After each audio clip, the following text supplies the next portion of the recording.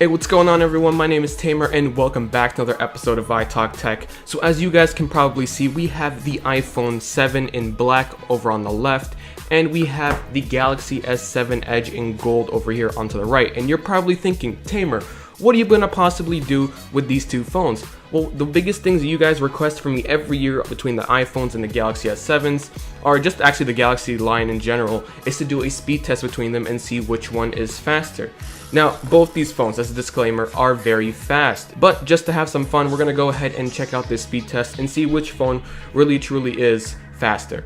So the first thing we're going to do is do a fingerprint test. Now we're going to have both these phones unlocked on their lock screens, and we're going to go ahead and place our thumbs on the scanner. So ready, set, go. So as you can see, they're relatively the same. The Galaxy S7 Edge on the hand has a really quick animation, almost like no animation, when it's going from the lock screen to the home page. The iPhone 7 on the other hand does have a slight animation, making it seem slower.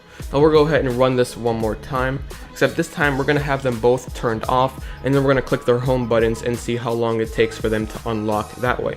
So ready, set, go. So as you can see, based on that, the iPhone 7 was quicker in that trial. So basically, if you have your phone off and you click it and you let it stay there, the iPhone 7 will unlock it a little bit quicker than the Galaxy S7 Edge.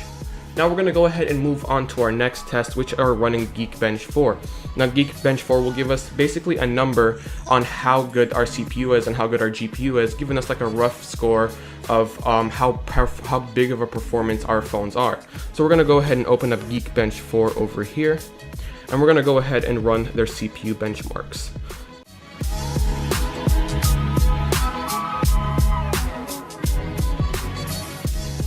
So as you can see, the iPhone 7 finished up its test way before the Galaxy S7 Edge did, and it scored actually a pretty decent 3,485 single-core score and a 5,624 multi-core score. Now these are pretty big improvements on the iPhone 7 in terms of processing power, especially in that multi-core score. Now usually what happens in previous iPhone 7 releases and Galaxy lineups is that the iPhone would usually have a higher multi-core score than the Galaxy S7 Edge, but would usually fall back in terms of multi-core score. So we're gonna have to really see in terms of the Galaxy S7 Edge what it can pull off and see if it can beat it in any terms of single-core score or multi-core score. Alright, so the Galaxy S7 Edge just finished up its benchmark test, and as you can see, the scores are pretty crazy. So the Galaxy S7 Edge came in with 1,708 single-core score compared to the iPhone 7's 3,485. I mean, that's almost half of the score. Now if we look at the multi-core score, I'm getting 4,048 on the Galaxy S7 Edge, whereas on the iPhone 7 we're getting 5,624. So in terms of raw processing power, the iPhone 7 is just killing it in Geekbench 4. Now Geekbench 4 doesn't really mean anything, this is just a number. It really comes up to what happens in real life, how fast apps load, how fast export times are, how fast it can demand graphics in games. So we're going to be doing that in later tests. Alright, now to test the real performance of these two phones, we need to give it something demanding. Something like exporting video, adding filters, making the time, slowing down a video. All these things are really demanding on the processing and the GPU. So what are we going to do? Well, I have a video on both devices that's about 21 seconds long. It's just a straight up black video, nothing really, it's just 1080p and flat. So we're going to be putting these through Adobe Premiere Clip, an app available on both these phones. Now what we're going to be doing is we're going to be basically slowing down the video, so taking it from 20 seconds to about maybe a minute and 20 seconds, just as slow as Adobe can handle it, and then we're going to be applying a filter on top of that, and then we're going to be saving it back onto the device. Now we're going to be seeing how long it takes to save those two clips back onto the device with the new format. So I'm going to go ahead and start this test. Now you guys might be thinking, oh Tamer, you started the iPhone later than the Galaxy S7 Edge. Well, it doesn't really matter which I started like a second or not. You'll see right now that the iPhone is just gonna really outpace the Galaxy S7.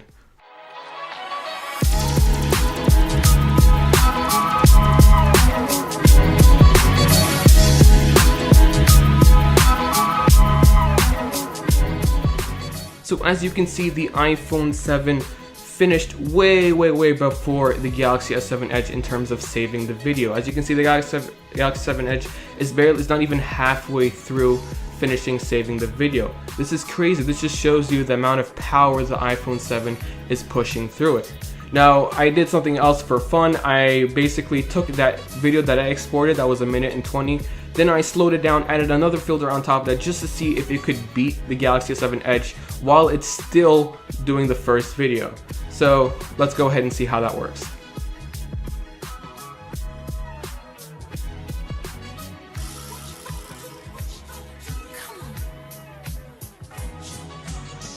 Alright, so the Galaxy S7 Edge just finished, and as you can see, it took a long time.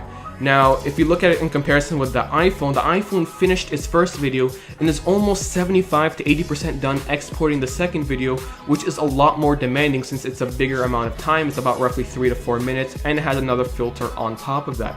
I mean, that's just crazy. That just shows you the power of the iPhone 7.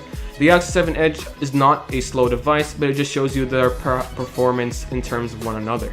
Alright, so we're going to be heading off into the next section of this speed test. We're going to be opening up a couple of apps and seeing which one opens them up quicker. So we're going to start off with everyone's favorite app, Amazon. I mean, I basically have my whole life into Amazon. So we're going to go ahead and see which one opens quicker. So ready, set, go. So it looks like the Galaxy S7 Edge seemed to be just a hair quicker than the iPhone 7. Let's go ahead and move on to the next one. Now we're going to keep these apps left in the background so we can open up some more apps. We're not going to close them and then cancel out their threads or go into multitasking and cancel them out. We're just going to keep them in the background running. So the next thing we're going to open up is Temple Run 2. So we'll go ahead and open that up. So ready, set, go. Alright, now this is a game. Now let's see which one will load games up quicker. So it seems like the iPhone 7 is starting to load faster than the Galaxy S7 Edge. And it does look like the iPhone 7 will finish roughly maybe about 1-2 seconds. No, about maybe 2.5 to 3 seconds after the Galaxy S7 Edge. So the iPhone 7 is quicker to open up Temple Run 2. So that gives you a little bit of information about how games will run. So the next one we're going to open up is Spotify. So let me just find Spotify over here. So Spotify, ready, set, go. Let's see which one opens this one up. So it looked pretty similar. I think they opened up at the same time. I mean, in these tests, it's really hard to see which one opened up faster because they're all in nanoseconds and milliseconds, and your eye just can't look at two screens at the same time and see what's the difference. I mean, for me, I'm gonna call this a draw. It looked like they both opened up at the same time and loaded up the thumbnails of the different tracks at the same time. So this one I'm gonna call it a draw. So the next one we're going to be doing is the camera. So the next app we're going to be opening up is the camera. We're going to open up and ready, set, go. So as you can see, they were pretty instantaneously. I mean, they looked exactly the same. Let's see what it takes to look at picture. So ready, set, go. Yep, about the same thing. Load up the gallery. A little bit of a stutter right there on the Galaxy S7 Edge. Not really a stutter, but just like a difference in the speed. It's really a nanosecond, basically, a millisecond. It's really not that big of a deal. But there you go. There is the camera app. And the last thing we're going to be doing is opening up Instagram by itself.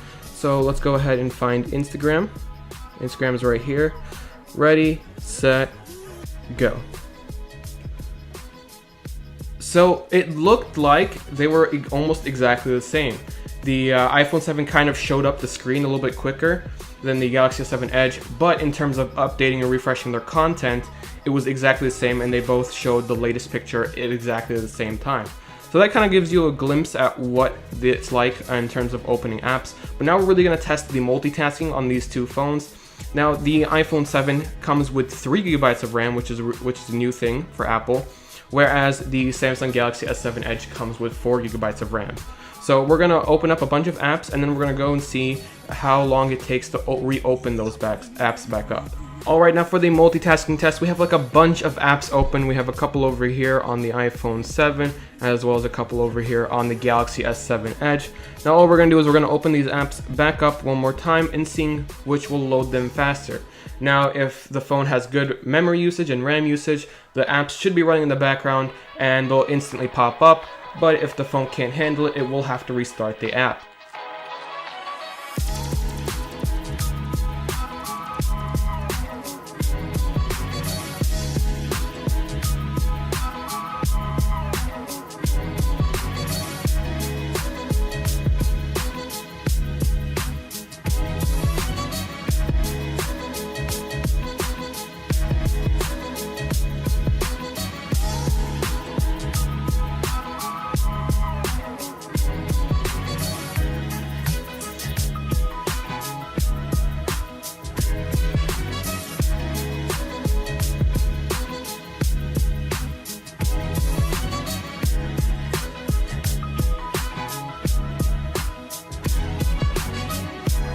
So as you can see, the iPhone 7 and the Galaxy S7 Edge are pretty on par in terms of speed test.